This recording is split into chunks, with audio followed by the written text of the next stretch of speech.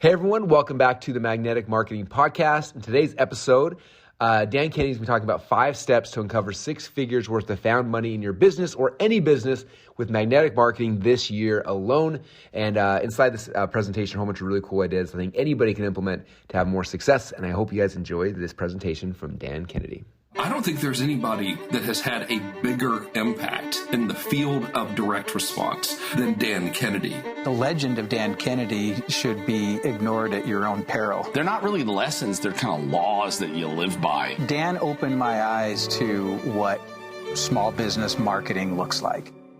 Dan teaches strategic direct response that is timeless. His ripple effect touches people who don't even know his name. The world as we know it was changed because Dan Kennedy became obsessed with marketing.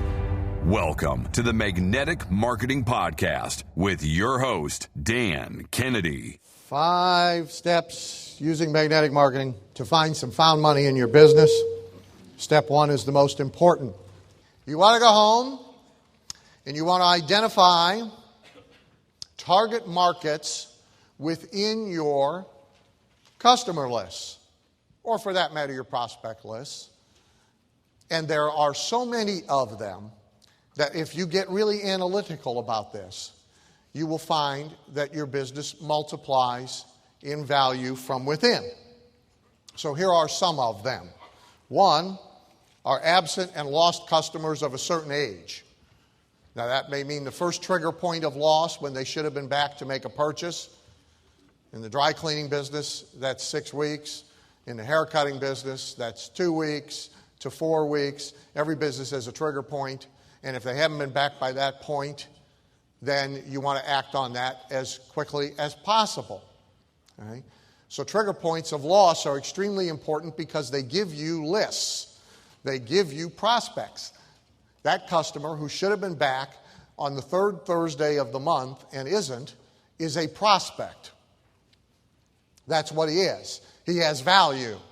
Most business owners don't treat him as that. Most business owners don't do anything with him at all. So every business has a trigger point. So if you're running a local diner and Grizzly Bob comes in every morning and has 3 chocolate donuts, a Diet Dr. Pepper, and a bowl of Wheaties, and Grizzly Bob isn't there this morning, what does that mean? He might have died. Yep. Somebody over here said he died. Okay. He might have died, in which case you ought to go look.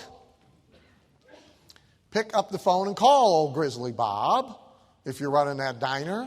Because if he didn't die, what it probably means is he met somebody for breakfast somewhere else. And the process of loss is underway. Because that place he met his friend at, Hilda treated him better than your waitress did. She burnt the toast just the way his ex-wife did. And now he's going there. So it's a trigger point for loss. Then they've been gone for 3 months, they've been gone for 6 months, they've been gone for a year, yada, yada. So one category is absent or lost customers of certain aging, meaning you talk to the one who should have been back the 3rd Thursday of the month differently than you talk to one that hasn't been back in 2 months, and you talk to them differently than the ones who haven't been back in 6 months and so forth. There's customers who buy X but don't buy Y. Grizzly Bob comes in every day for breakfast, but he's never been there for lunch and he's never come in for dinner. Okay? Somebody comes in for dinner, never been in for breakfast. Somebody buys suits once a year but never comes in and buys sportswear. Somebody comes in for their chiropractic adjustment regularly, but you know they're married, they got 3 kids, and they work in an office with a bunch of other people, and you've never got a family member or a referral from. So there's a category there. They buy X, they don't buy Y. Customers who buy only at certain times. Right? So you only see them 3-4 times a year. They're prospects the other times of the year, and odds are they're buying someplace else those other times of the year. Customers are just whores. I mean, you can't keep them from misbehaving no matter what you do. Mm-hmm. This will be instructive. If you look that way instead of this way, this will be instructive. Be honest. There's no punishment. How many of you in the room within the past 6 months have spent at least $100 on somebody else's marketing stuff? Products, seminar, books, courses. It's more instructive if you look that way. Actually, if you look that way, see that side of the room, say, if we're going to let some side of the room not hear, they're the ones. All right? All right, now, think about how much we're in your face. Daily.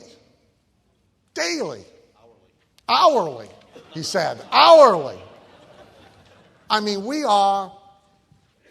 our greatest skill is being a giant pain in the ass. Okay? We are there all the time. And you still snuck off. You still snuck off and bought something from somebody else.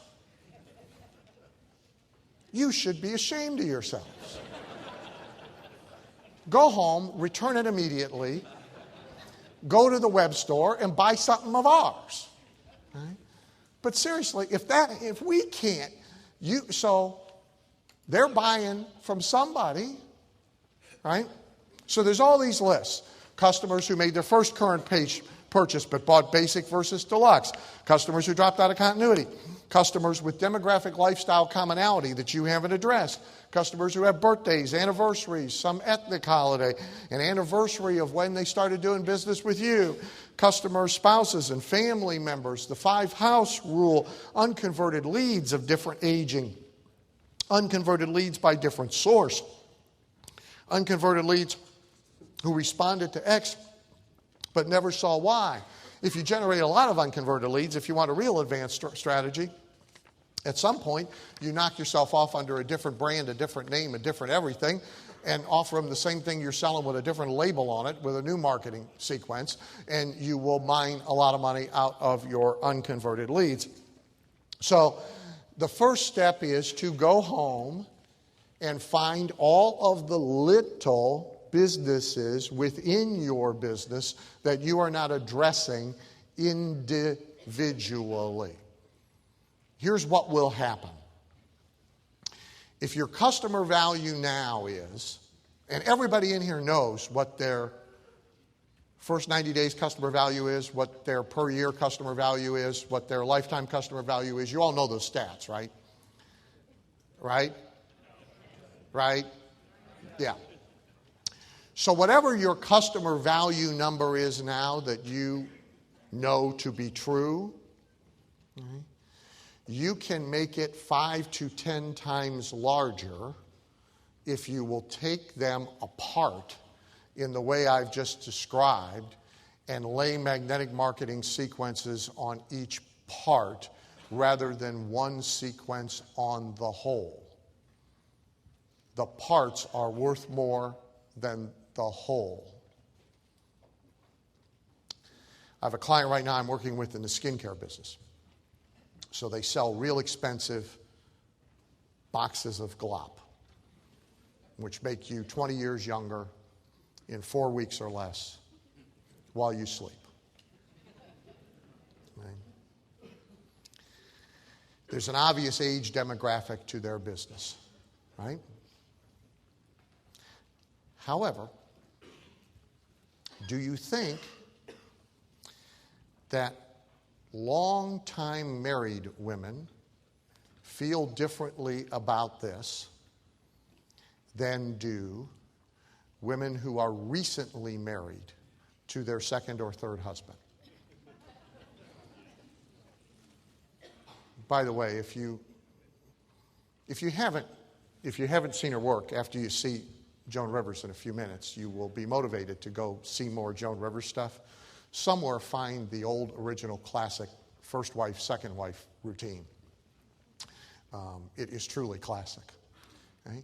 Do you think single women think differently about this than do married women?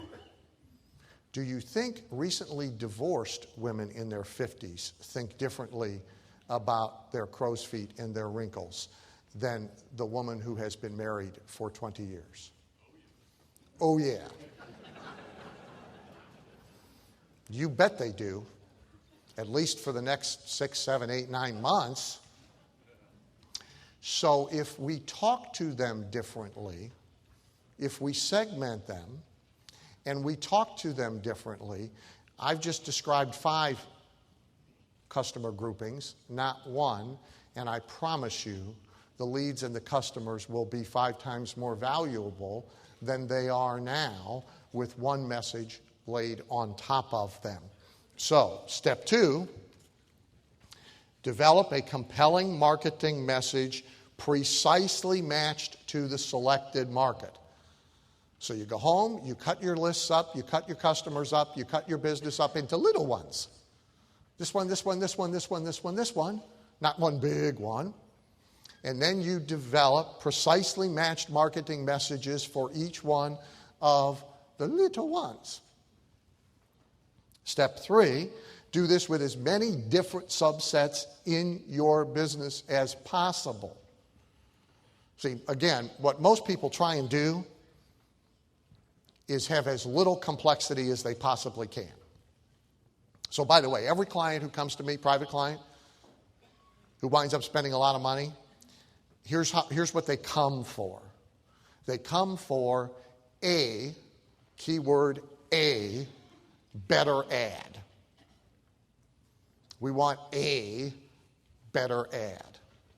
That's not what they get. Because usually they need 30 different ads for 30 different places, for 30 different markets, for 30 different set of prospects. They want a stick letter, which is to reduce refunds in direct marketing. They don't get that because they really need 8 for 8 different customers. So everybody, well, here's what they're all trying to do. Understand this is what your competition's trying to do. This is why you don't want to try and do this. They're trying to make their lives as simple as is humanly possible.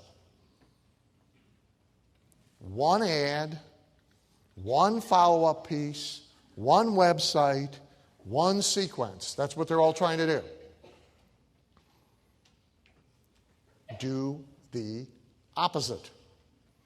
Make as many as you can out of the assets you have, which are prospects and customers. Step 4 then, select the most appropriate media, which will always be multimedia, not just one media, because everybody and all your competitors are trying to do it with one media, because they want the simplest approach to making money that they can possibly have. You know, I had a client for 9 years called U.S. Gold. And they were in a business called Go by the Inch. And Go by the Inch sold people a business opportunity, a way to make money, mostly on weekends, by taking, it was about this big, a thing about this big with like 10 different spools of gold chain on it, each a different pattern, gold-plated chain, to be fair, and setting it up on a table wherever there was a bunch of people. Swap meets a big part of the business, and then the person would make the customer a chain, or ankle chain, whatever, to the precise exact length. Pull it off the measure, pull it off the thing, snip it, put the snap on it, bingo, here's your piece of jewelry. So now that's a pretty simple business. And by the way, it works as I just described it. The person doesn't have to be any good. There just has to be a bunch of traffic. Set the thing there. So people come up and say, what's that? And all the person's got to be able to do is say, gold chain. You pick the one you like, we pull it off, we snip it, and we give it to you. That's all it takes. Mm-hmm. Then we added a sign, because some people wouldn't come over and ask, what is that? Unless you had a sign. Okay?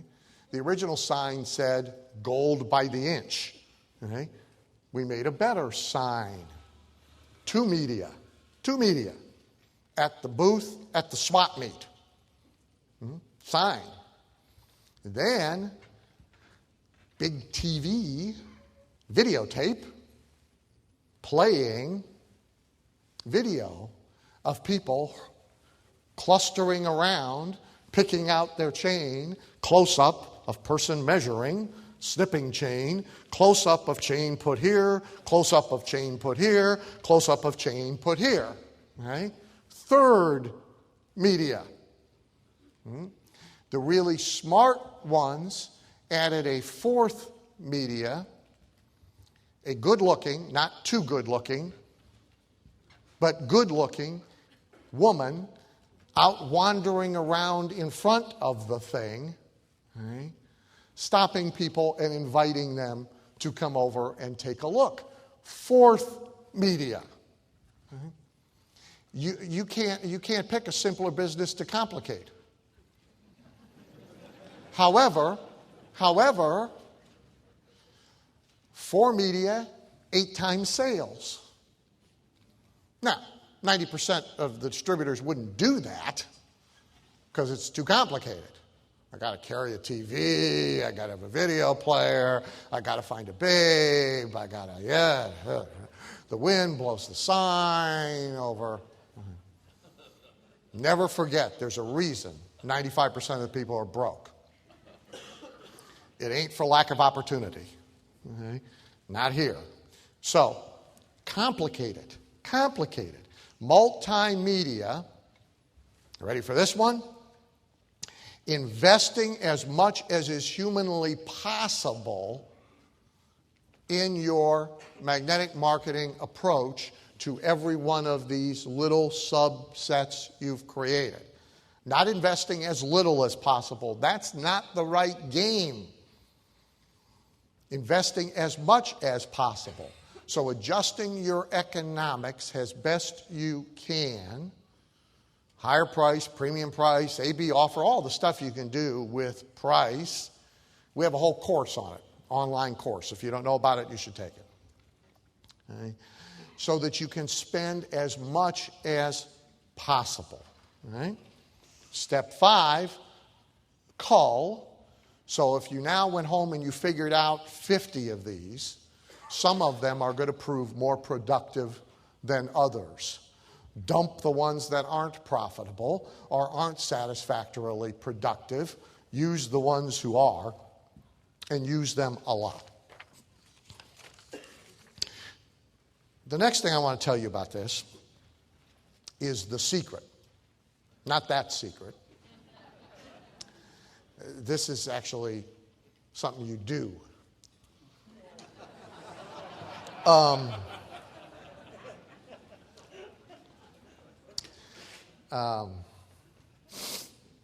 I have friends associated. I shouldn't.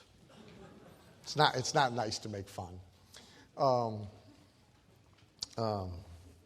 If we could only deliver the secret of the universe in a 99-cent app, now we'd have something. So the secret to magnetic marketing is this. Okay? If your response is unsatisfactory, your bait's insufficiently appealing. Look here, there's only 3 ways something can fail in marketing. It can fail based on the prospect itself. Not that it's the fault of the prospect, it's the wrong prospect. Okay? So to be simplistic, no matter how great your marketing and how great your salespeople and how persistent you are and how wonderful your process is, you're going to fail selling automated pool cleaning systems to people who don't have swimming pools. You'd be amazed, by the way, how many people in that business mail everybody in a neighborhood whether they have a swimming pool or not. All right. So it could be the prospect. It could be the process. Not the case here. This process works. I started out telling you that at the very beginning. Right? It's proven like gravity. Right? So it ain't process in this case. The third place that marketing fails is with the proposition. So it's either the prospect, the process, or the proposition. So if you're not getting satisfactory results, applying this process to appropriate prospects, it's because of your proposition. And that means the bait is insufficiently appealing. If they're not jumping in the boat at the rate they should be, it's the bait. Now, some people are less discriminate about the bait they require in order to act than others. Think Tiger Woods. Okay? Now a few of you, I know, are going to have to think about that later. I get it, but so some people are less discriminate than others. Kind of any bait will do, you know. But most people aren't that indiscriminate. Most people are kind of picky, actually. And so it's the bait. Right? So it's either unexciting, it's not precisely targeted, it doesn't have enough immediate gratification. Right?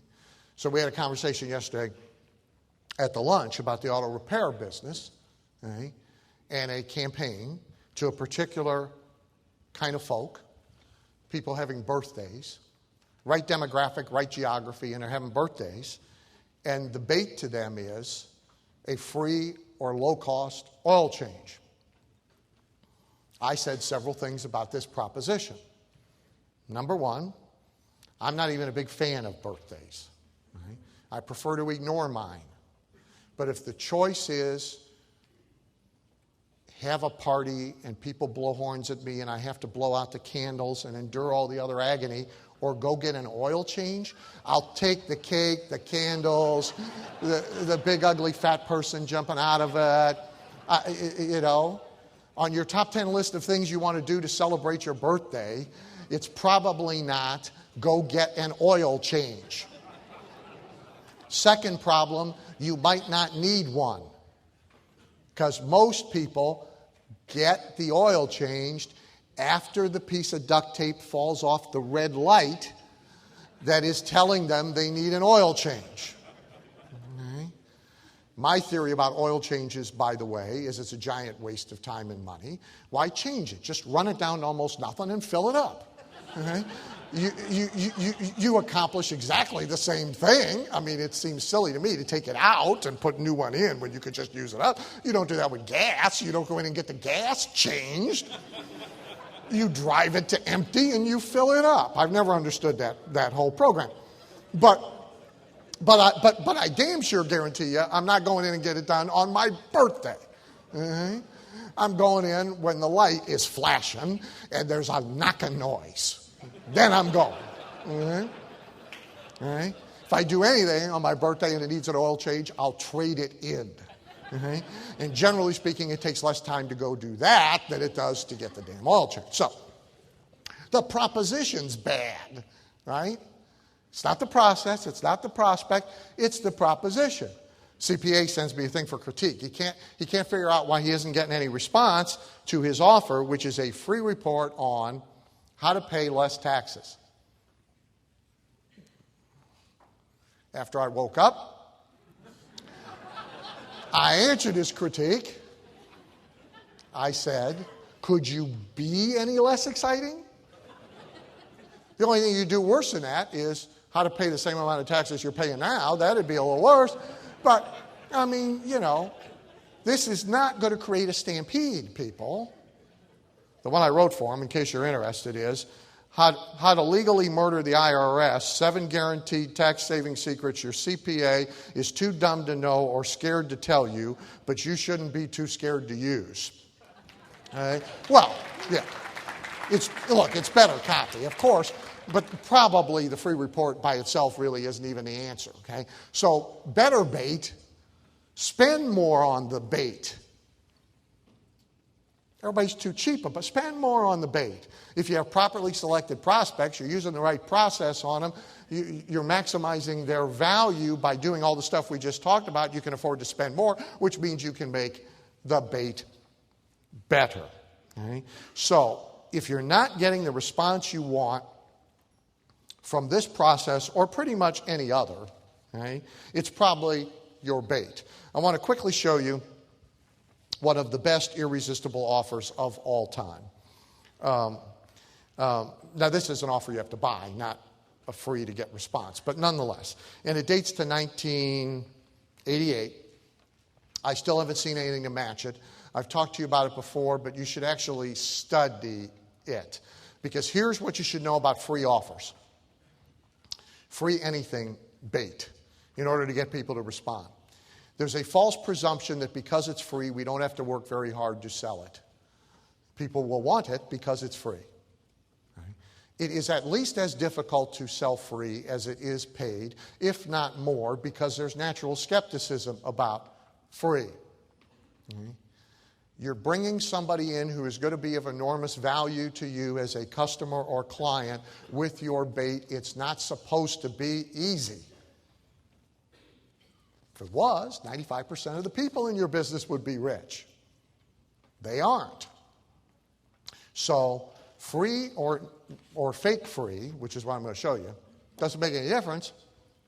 It needs to be irresistible. This one built an entire casino from scratch with no other capital than what it generated. So this is Bob Stupak's original offer for Vegas World.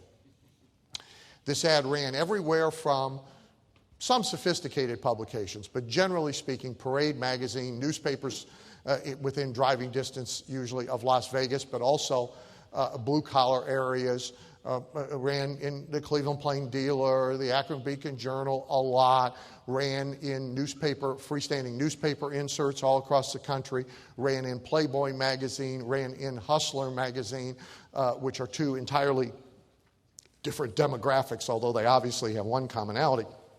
Two commonalities.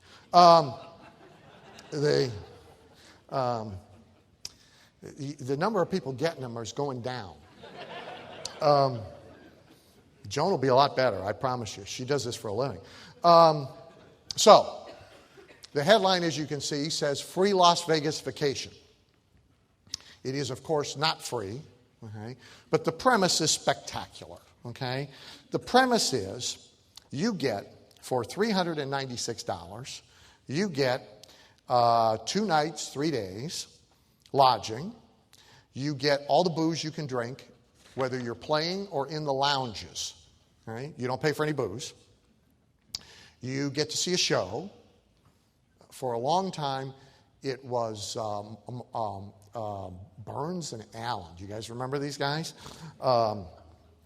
The show was basically watching them wheel themselves out onto the stage. You get free gambling lessons, which you ought not take. You get 1 free dinner in the steakhouse. Okay? You get all your lunches. Did I mention you get all the booze you can drink? And you get $1,000 to gamble with. So you pay $396. You get your hotel room. Pretty much you get all your food, you get all your booze, you get a show, and you get $1,000 to gamble with. Now, the only little asterisk, and it is a small one, the $1,000 is match play money. So if you understand match play, that means you got a dollar blue chip that really isn't a dollar. It has no cash value. You play it as if it was a dollar. If you make an even money bet, then you get a dollar of real chip back, but they keep the dollar of match play money. Okay? So if you want to think about it in this way, the $1,000 is really worth $500 if you could cash it in. Now, at Bob's place, by the way, a lot of brain-dead morons, like a relative of mine the first time he went, thought it would be a really cool idea to take all 1,000 of it and immediately go to the roulette wheel and put half of it on red and half of it on black and turn it into $500 of real money. Bob's roulette wheels had 6 zeros and 6 double zeros. So that plan generally did not work out well for people. This offer built the stratosphere 1 floor at a time with cash coming in, prepaying for these packages. The ad is an absolute classic. You can find it. There's a book about Stupak. I forget the title, but if you Google Stupak or you go to Amazon and search under Stupak, I'm sure you can find it. You ought to read it. He's one of the all-time brilliant promoter-type marketers that ever came down the pike. How could you give away even $500 for $396? Simple. Customer value. Same game we all play. In his case, they're not only going to lose the 500, they're going to lose more. But they like this thing. So they'll buy another one, which there are 7 mechanisms to sell them another one before they get off the premises, so they will come back. Plus there's referral multiplication. I don't have time to talk about all that. He had a very sophisticated marketing system built around this irresistible offer. I showed it to somebody. Somebody about 8-9 years ago bought a casino. A celebrity bought I won't name her.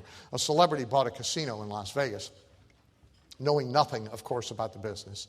She was able to buy the casino because it was off the strip and broke, which not a good idea to buy such a thing unless you have like a workable plan.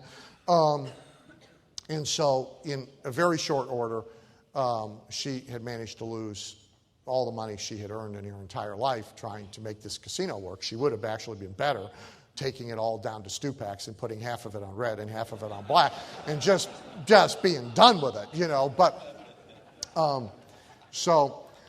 son was a close friend of a client of mine, so under duress, I attempted to give her some free advice. I say under duress because of all the mistakes that you can make in your entire life, the dispensing of free advice is like number one. Right? Nothing will bring you more pain, frustration, and agony than dispensing free advice.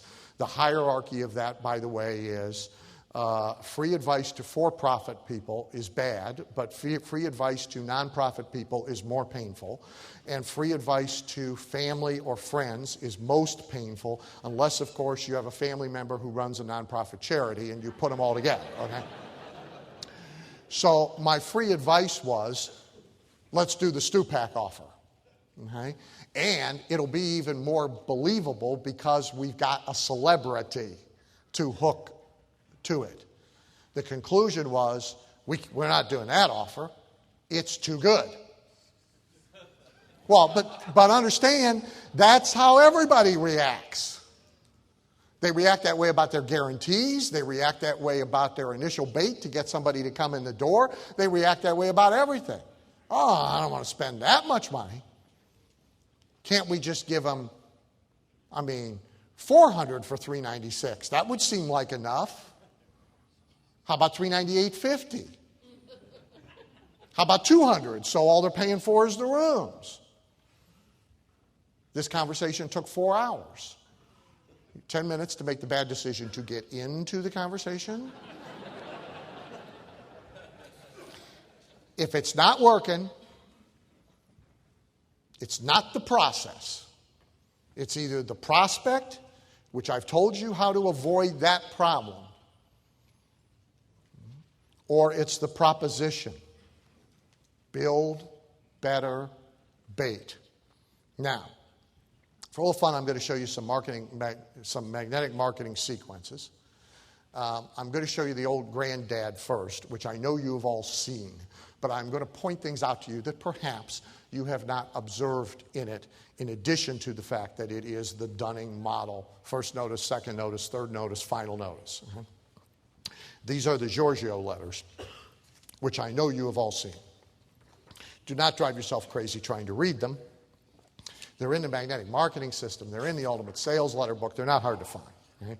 But let me just point some things out to you. So this you will remember. There's 20 keys I'm going to point out to you. So this is letter number 1. The headline is a confidential letter to the husband of the house from Giorgio, the romance director of Giorgio's Italian Grotto. I'll just read you the first 2 paragraphs to set it up, and then we'll go back and we'll look at all the keys. So, dear husband, women are different than we are. Your loving wife needs, wants, and deserves special attention, maybe more often than you think to give it to her. You are busy, preoccupied with work, aggravated with that dum-dum you have to deal with every day at the office, tired. Who has the time or the energy to even think about romance? Parentheses, 2/3 of all marriages end in divorce, and the number 1 reason given by divorcing women, quote, he just didn't pay enough attention to me anymore, unquote.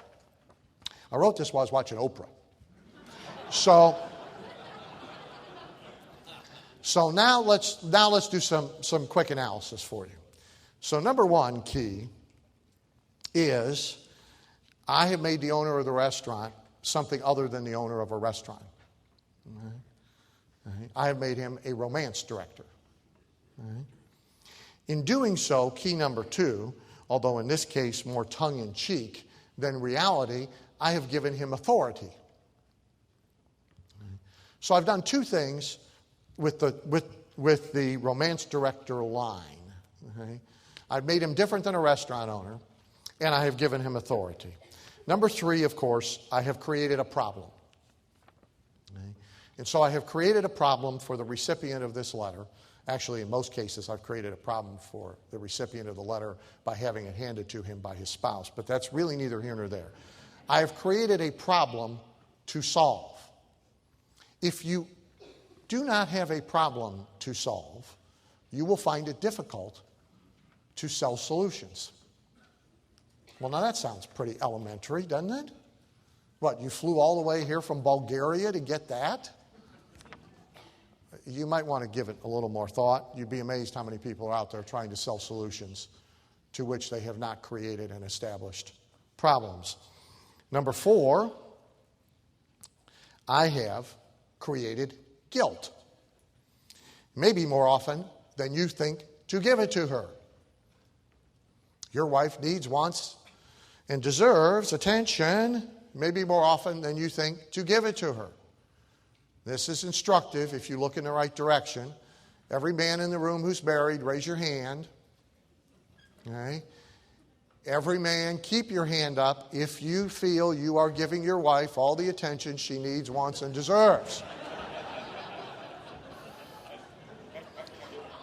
Has Charles grown? Now, there's three liars. I see them. Has Charles Grodin famously said in the movie, to which the title I cannot remember, he invited his wife, and now I can't remember the actress, to explain to him everything that she thought a marriage should be about. 15 minutes later, he said, "You don't understand. I have a full-time job." So, every guy gets it. And I have created guilt. He knows. Guilt is a very good motivator. It's how stuffed animals are sold at airport gift stores. Okay? That's the whole business. You understand that? Toys and stuffed animals at airport gift stores, that's a guilt business. That's all it is. There isn't a traveling business person in the world who goes in and buys one of those things with the only thought in their mind, "Oh, I love my son or daughter and I am happy to be searching for and finding something to bring home to them that they will like." That is not the thought driving that purchase. Mm-hmm. Guilt's wonderful. Great way to sell stuff. So I've created guilt. Number five, I have also said, it's not your fault. All right? You're busy. You're preoccupied. You're dealing with idiots at work. All right? Well, you don't want to make it anybody's fault, by the way. Real important copywriting point. Number six, I have now emotionalized and agitated the problem. Okay? I have said it in a way that it has meaning. Okay? Number seven, I have induced fear. 2/3 of all marriages, which is not true, it's only 55%. 2/3 of all marriages end in divorce. And the number one reason is he just didn't pay enough attention to anymore. This immediately causes the reader of this letter to divide their assets by half. This is a math exercise. All right. Everybody of a certain age either thinks of the Dick Van Dyke divorce movie, or they think of the one with Kathleen Turner and whoever where they kill each other at the end. And Danny DeVito is the divorce attorney. Okay? If you're of a certain age, you think of the Dick Van Dyke one. Mm-hmm. So, we're up to 7. Number 8. There's a very powerful word at number 8. Actually a phrase. It's 3 words. It says, "You are entitled." Now, I wrote this copy 20 years ago, but it's even better today. That line's even better today. Why? Because everybody's being told they're entitled to everything. They're being sold that every day. Well, yeah, I am entitled. Damn it. Right? Number 9, a solution. Well, Giorgio here is riding to the rescue. Number 10, there's 2 paragraphs right here that are all designed to eliminate negative thoughts that leap into the mind about what this evening is going to be like. Right? So what are those thoughts? So why wouldn't somebody, well, because they think they're going to get to the restaurant and they're going to be put at a shitty table over by the kitchen. Yeah, there's a view of the water, but we ain't going to see it. Right? So I answered that. They think they're going to have screaming kids stuck behind them. They're going to spend all this money and they're going to put up with screaming kids all night. I addressed that. Okay? Number 11, vivid word pictures. Okay? Then, number 12, urgency. We can only accommodate 12. Okay? Now, an actual deadline, by the way, would be better, but can't have everything. Letter number 2. So that was letter number 1. Letter number 2 then arrives. Again, you've seen this, so I won't belabor the point. But letter number 2 arrives 10 days later. It has 3 pennies glued to the top. And it says, "Dear husband, as you can see, I've attached 3 shiny pennies to this letter." To the ghost of Halbert, for those who have a frame of reference. As you can see, I've attached 3 shiny pennies to this letter. I've done this for 2 important reasons. First, to grab your attention. Second, to remind you of that wonderful romantic song, 3 coins in the fountain. Key line, you see this is your second notice. All right? So, number 13, I got a gimmick. I got 3 pennies glued to the letter. Wouldn't matter. You could pick any grabber you wanted to pick, any lumpy thing you wanted to pick. Doesn't matter. I happen to use pennies. Uh-huh. I like watching the little urchins glue the pennies to the letters in order to get their gruel at the end of the day. Number 14. Oh, I'm sorry. That's Nike. I get them confused. Number 14. What? I'm out of line? Number 14. This is your second notice, my dunning letter sequence. I'm acknowledging the fact we wrote to you before, you haven't responded, here we are, right? 15 key point. Another great line, your romance wake-up call. Good line. Why? Because everybody needs to be woken up. That's why they have alarm clocks and romance calls. Number 16, I made it personal. You know, I am deeply disappointed that I didn't hear from you after my first letter and invitation. Nobody likes to disappoint anybody. Okay. Number 17, very important, goes back to the conversation we just had. I upped the ante of the offer. So my original offer was a prepackaged evening, dinner for 2, rose in a vase when you get there, guaranteed table by the window, strolling violinist, all for one price. Okay. Now, I will give you everything I described before, the romantic dinner for 2, listed again at the bottom of this letter, and I will even send a gleaming, white, stretched, fully equipped limousine right to your door to pick you up. I upped the ante. I'm spending more money to get them for the first time. By the way, probably lose money on that first sale.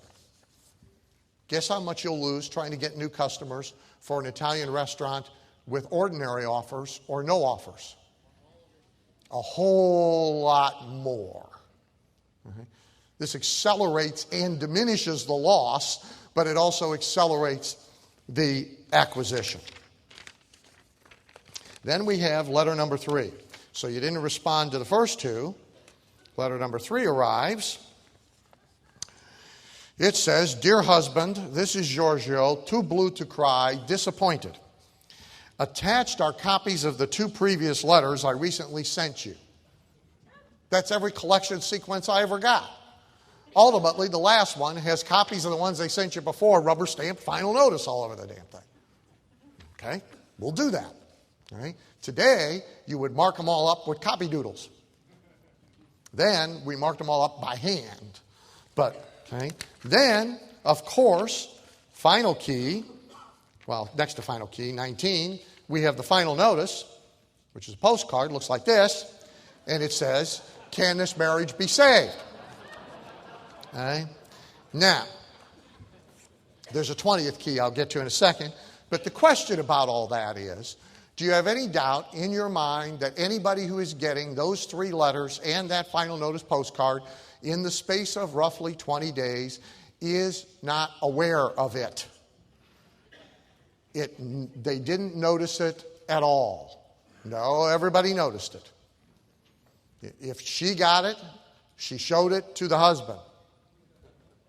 If he got it, he got the message. People thought it was cool. They're taking it in and showing it to coworkers and neighbors. They're calling up and booking reservations and prepaying for them, just like Stupak's package, for a month from now, 2 months from now, 3 months from now. Maybe going negative on the offer, but you're getting free capital. Okay? The last key of the 20 embedded in the Giorgio sequence is I actually reinvented the entire business. Not in the restaurant business. We're in the romantic evening business. Which business do you think is less price sensitive? Which business is more interesting? Which business is sexier? The romantic evening business, not the restaurant business. Every business can be reinvented. Here's a magnetic marketing sequence, or actually a step in it, that demonstrates relatively elementary list segmentation. So this is a boot camp sequence to get people to come to a boot camp for our member Rory Fatt restaurant marketing system. So he markets B2B, by the way, business to business, not consumer. This won't work in business to business. Business to restaurant owners to get them to attend a conference. So I'm going to show you the first one.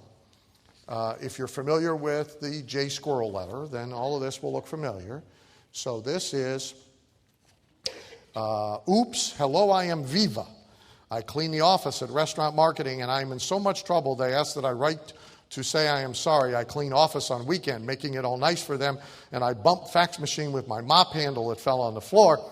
I put back on desk. The plug came out of the wall. I plugged it back in, but it makes noises and lights flashing. I didn't know what to do. Then bigger problem is a paper stuck in machine. It wouldn't come out, so more faxes couldn't come. I called the ladies right away this morning. They are upset, but they fixed machine, parentheses, smart ladies. They tell me the deadline for the boot camp teleseminar special was on the weekend. They say that Rory gave so many big bonuses that many faxes would come on weekend if I had not bumped machine. If you send fax over the weekend, it will have not come.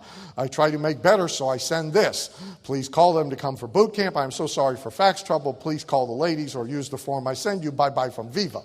And you probably can't see it real clear, but there's a picture of Viva there with the mop bucket and, Now, well, yeah, it deserves applause, but wait.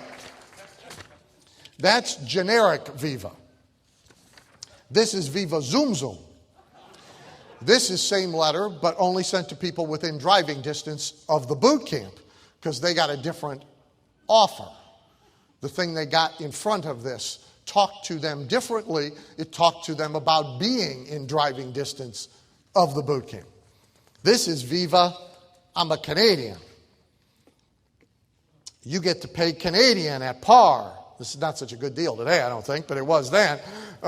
So the Canadians had got a different offer equating U.S. and Canadian currency as one, which, by the way, the Canadians used to love that. Fall for that every time. Oh, are there Canadians here? Oh. So in total, there's 8 different Viva letters because there was 8 different first step, 8 different third step, 8 different fourth step, 8 different fifth step. Better. Okay? This, show you another one real quick.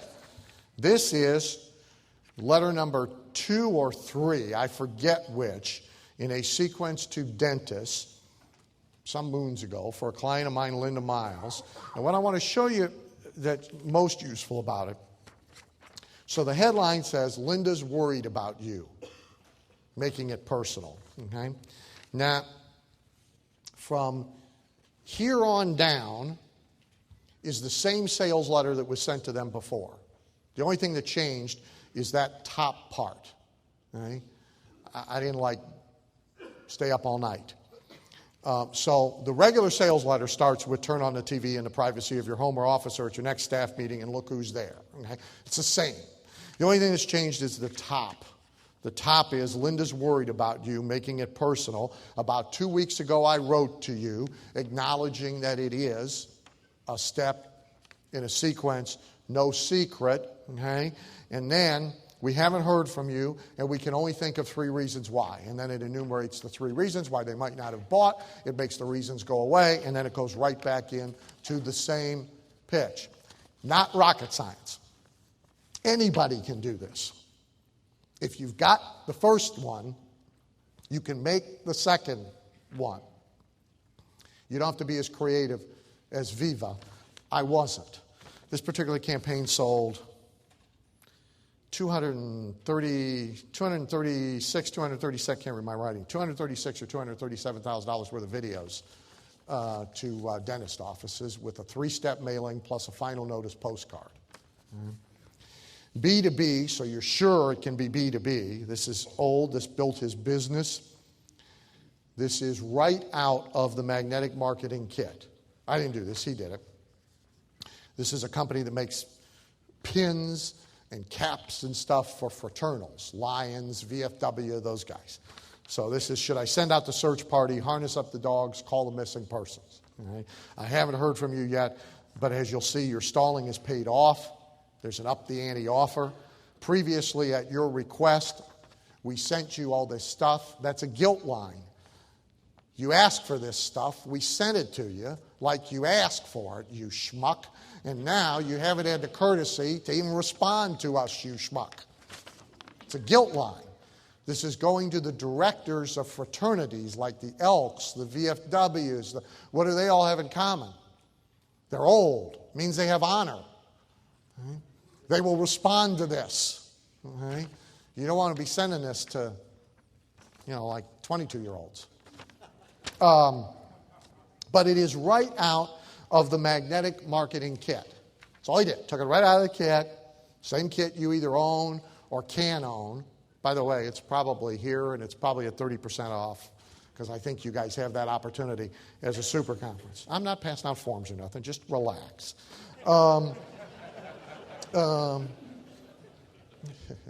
Say, look, I stopped caring. So, here's a follow-up piece. This is very current. Okay? So this is a follow-up step in a sequence for a seminar tied to Valentine's Day. So there's a seasonal theme provided to us, but key line, candidly, the reason you are receiving this Valentine's letter is you've not yet registered for. Right? We're acknowledging the fact they haven't responded. A lot of people are afraid of that. Okay? It's actually absolutely the same structure and almost the same language as in the Giorgio letter. Final notice language. Okay?